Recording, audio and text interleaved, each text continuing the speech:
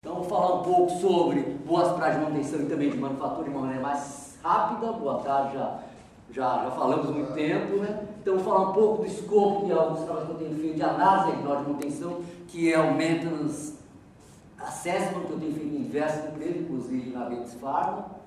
Então, o estágio de manutenção que o pessoal fala em terceira geração, fazendo a RCM preditiva e confiabilidade, só isso é muito pouco. Nós temos que ser muito mais proativos em relação às falhas, analisar a causa da falha, e já que o Moura falou RCM2, falou RCM3, né? Um proativo e RCM3, um RCM muito mais proativo com implementação das melhorias.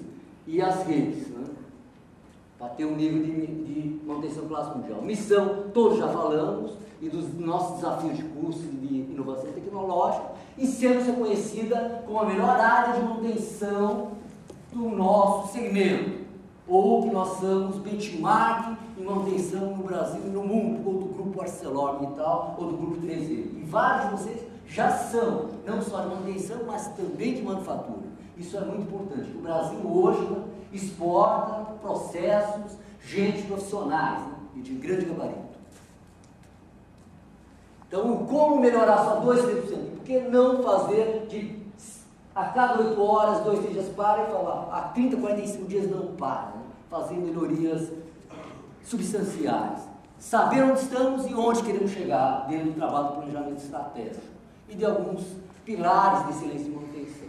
Então, nós falamos de gestão da qualidade, falamos de planejamento estratégico, falamos de indicadores, então estou repetindo tudo que o pessoal falou, ainda bem que eu confirmo, né, que são importantes. Gestão da manutenção, sistema de gerenciamento, manutenção, software para ter históricos, programa de inspeção de equipamentos, preditiva, TPM, boas práticas na unificação avançada. Tem cliente, eu represento, mas um merchandising, né? Eu represento a Royal Public sintético de alta performance, é o melhor sintético do mercado americano ou do mundo. Tem empresas no Brasil, a Dow Química, que utiliza lá nos Estados Unidos, e no Brasil tem zero quebra de rolamentos, onde usa lubrificante sintético da Royal Public nas suas bombas, compressores, motores e gases sintéticos. Zero quebra de rolamentos. No último ano, não. Em centenas de equipamentos. Zero nos últimos 6 anos. É milagre? Não. Implementação de boas práticas. Troca o óleo toda hora? Não. Há 6 anos que não troca o óleo da bomba para o ar. Como não troca o óleo da bomba? Porque não contamina. Não contamina. Zero contaminação. Câmara de expansão, protetor de mancal, base usinada, alinhamento a laser, acoplamento lâmina espaçador, alinhamento a laser SKF, é isso, e faz preditiva sim, mas não pega, a vibração não muda. Não é que faz preditiva, pega o defeito e troca e não quebra, não é isso. Não quebra, não troca o rolamento, aí vai colocar a SKF no prejuízo, não. Mas você vê que as melhores práticas, inclusive a SKF fala, fazendo o melhor, o rolamento tem vida infinita, né? Então eu comprovo, o rolamento tem vida infinita. Então tem até boas práticas desse tipo. Aqui no Brasil eu tinha o chapéu, o João Carlos. Uma vez ele assistiu minha palestra de boas práticas. Pô, legal, eu vi lá na Dow, nos Estados Unidos, eles estão utilizando o Royal Public com nível de limpeza S4, 200 vezes mais limpo do que o óleo mineral comum, sintético comum de mercado brasileiro. Não precisa nem filtrar com filtro absoluto, já nem filtrado filtro absoluto, embalagem lacrada, né? Então é outro patamar. É caro? 8 vezes mais caro. Ele tinha 6 indicadores, tem 1. O custo de manutenção caiu 20 a 30% dos rotativos. Quer dizer, custou caro, custou muito, muito barato. Muito barato. É interessante. Mas, quais é a empresa do Brasil que faz isso? Nenhum, só a Dow Química que eu conheço. E uns ou outros, uma Petrobras comprou umas plataformas, o sintético, a Braskem utiliza, então, mas não de uma maneira sistêmica, implementando as boas práticas. E o João Carlos fez de uma hora para outra, não. Fez 1 a 1. Tudo que vinha na oficina dele quebrava. Estamos adaptando. Todos os equipamentos que falham, eu preciso fazer o melhor para ele. Não só o A. Primeiro começou pelo A, depois pelo B e pelo C. E nem o C quebra mais. Porque o C quebra, tem manutenção e tem custo, tem mão de obra. Impressionante. Eu fico assim impressionado com isso. Então, inovação tecnológica, atendimento e satisfação de clientes, gestão de recursos humanos, falamos de meio ambiente e segurança, benchmark, inclusive nós estamos fazendo aqui com o grupo, RCM, tenho feito implantação da RCM em diversos tipos de empresas, desde eletronuclear, Petrobras, qualquer empresa que imagina eu já fiz, com bons resultados, no Tetra Pak, mesmo no Unilever, agregando os valores em relação ao TPM também. E os critérios de análise que eu vou passar rapidamente, que é o ponto do assessment que eu utilizo dentro do planejamento de estratégia. Não adianta o Nagal fazer o assessment, mas eu faço a equipe também participar do assessment. E tem a nota, tem a minha também, e sai um trabalho em cima disso para fazer o... E não adianta só o assessment, tem que fazer o planejamento estratégico, como nós estamos, como deveríamos estar, definindo metas e fazendo um grupo de trabalho em cima de um projeto, de uma gestão de projetos. Né?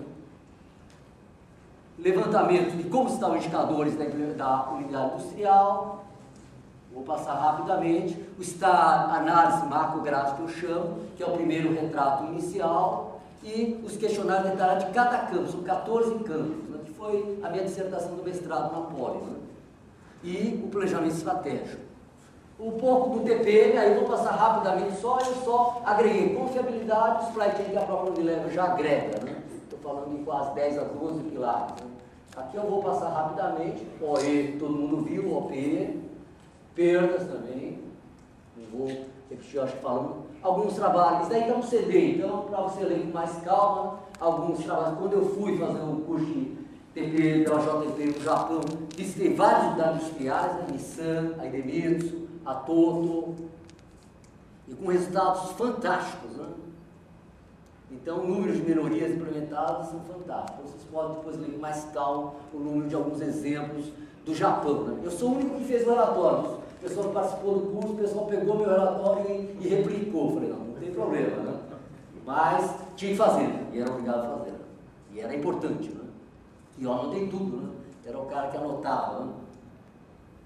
Empresas, mesmo no Brasil, né? Empresas de processo, bebidas, com resultados assim, fantásticos, que aumentam a ele quase 50% de algumas unidades, né? E são resultados assim, fantásticos, que a gente até... Travou. Confiabilidade, vou passar rapidamente, conceitos, análise de processo, estou fazendo um trabalho na LINQ de análise de processo lá em Fortaleza de Minas, e o conceito muito mais do reativo para o proativo. Né? Aí é mais conceitos de manutenção, porque vou passar rapidamente, Pareto, nós já vimos também, conceito SM, eu já falo da SM3 do Mobley, nós já falamos sobre isso, e o diagrama de decisão by Nagal, né? By Mobley, nem Smith, by Nagal.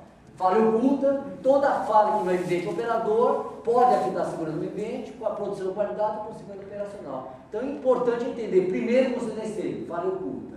Todo mundo entendeu o que é falha oculta?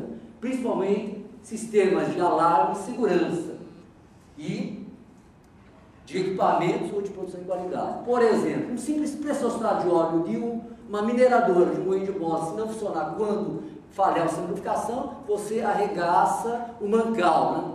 E para a Metsu de fornecer outro mancal desse, põe mais 4 a 6 meses de perda de produção, por exemplo, o moinho de bola, são alguns milhões de dólares de prejuízo. E quando falha, não testei, não está no meu procedimento de manutenção.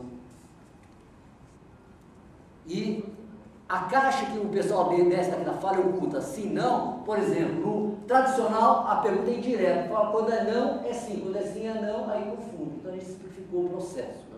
E se afeta a segurança do meio ambiente, então aquela caixinha virou filtro detetivo, ficou mais simples para nós mantenedores entender. Filtro detetivo para detecção dessas falhas ocultas são detective test, busca de falhas ocultas, 2 minutos, filtro preditivo baseada na condição, então não vai fazer preventivo baseado no tempo, se você pode ter um processo preditivo baseado na condição, e se afeta o segurança do ambiente, não tem nenhuma tarefa, reprojeto mandatório. Ou, se não afeta, se não tem nenhuma dessas ações, afeta a produção, qualidade, consequências não operacionais e o custo não é tão alto da falha, se até é feio.